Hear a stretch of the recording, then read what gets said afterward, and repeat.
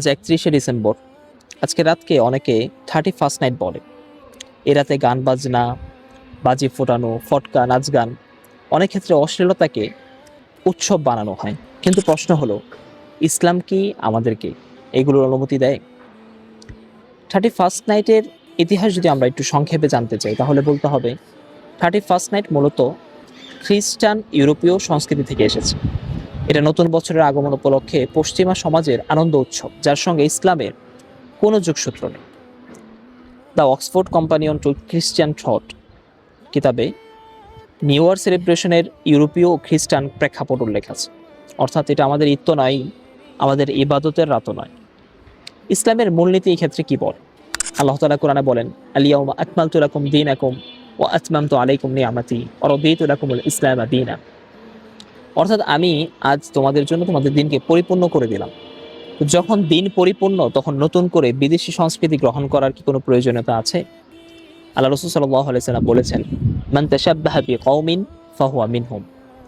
অর্থাৎ যে ব্যক্তি কোনো জাতির অনুকরণ করে সে তাদেরই অন্তর্ভুক্ত। সুনানে আবু দাউদ।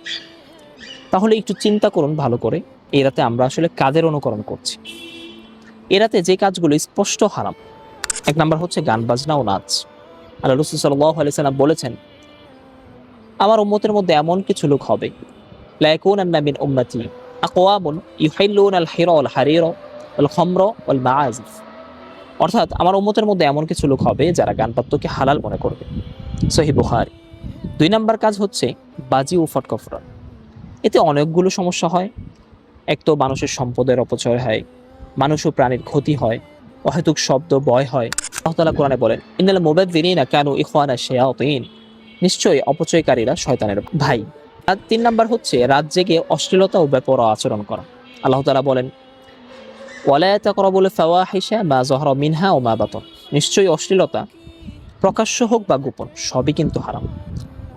তাহলে মুসলমানরা এই রাতে আসলে কি করবে? এই রাতে আমাদের কি করণীয়? এ রাত তওবার রাত হতে পারে আমাদের জন্য, নফল নামাজের রাত হতে পারে, কোরআন তেলাওয়াতের রাত হতে পারে, অথবা নিজের জীবন হিসাব নিকাশ করার রাত হতে পারে। কারণ আমরা জানি না আরেকটা বছর আমরা পাবো কিনা। আল্লাহ রাসূল সাল্লাল্লাহু আলাইহি সাল্লাম বলেছেন, আল কাইয়িসু মান দারা নাফসাহু ওয়া আমিলা লিমা বাদাল মাউত। বুদ্ধিমান তো সেই ব্যক্তি যে নিজের নফসকে হিসাব করে এবং মৃত্যুর পরের জন্য প্রস্তুতি নেয়। সুনানে তিরমিজি। সুতরাং আল্লাহ তাআলা যেন আমাদেরকে হারাম থেকে বাঁচান, অন্যের অন্ধ অনুকরণ থেকে রক্ষা করেন এবং আমাদের সময়কে নিজের সন্তুষ্টির কাজে ব্যবহার করার তৌফিক দেন। আমিন। আসসালামু আলাইকুম ওয়া রাহমাতুল্লাহ।